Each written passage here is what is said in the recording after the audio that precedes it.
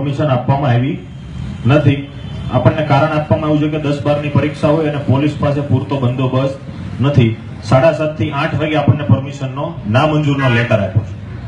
આજે આપણે 6 સભા ગોઠવી હતી યોગી ચોક ને પૂણા વિસ્તારમાં, અલગ અલગ 6 સભાની આપણને મંજૂરી નથી આપી અને આ સભા આપણે અત્યારે કરીએ છીએ એ આમ કહી શકાય તો કાયદાની વિરુદ્ધમાં સભા છે। એટલે આપણે અહીંયા આપણે સભા નથી કરવાની, એના બદલે અમે આપને માહિતી આપવા આવ્યા છીએ કે આવનારી 19 તારીખે આપણે કંઈક ને કંઈક એવું કરીશું કે યોગી ચોકમાં આપણે આવીશું 100%।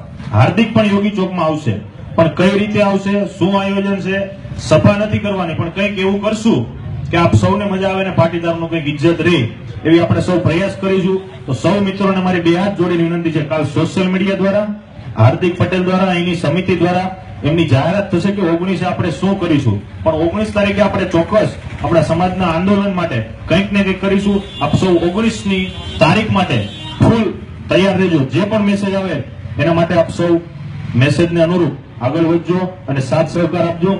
મીટિંગ થઈ શકી નથી, અત્યારે કરી શકાય એવી સ્થિતિ નથી। પોલીસે આપણને લેખિતમાં બજાવણી કરી છે, કાયદાકીય રીતે ખોટો ભંગ થાય અને કોઈ ખોટી એફઆરઆઈ ફાટે એવું આપણે કરવું નથી અને ખોટા કોઈ ગુનાને આપણે અંજામ આપવો એવી પણ આપણી પદ્ધતિ નથી ને આપણા પટેલ તરીકે એક સંસ્કાર પણ નથી। જરૂર પડે છે તો ફરીથી મળીશું।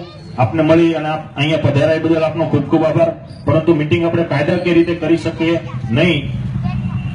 પહેલા મીટિંગ અમે નથી કરી શકીએ।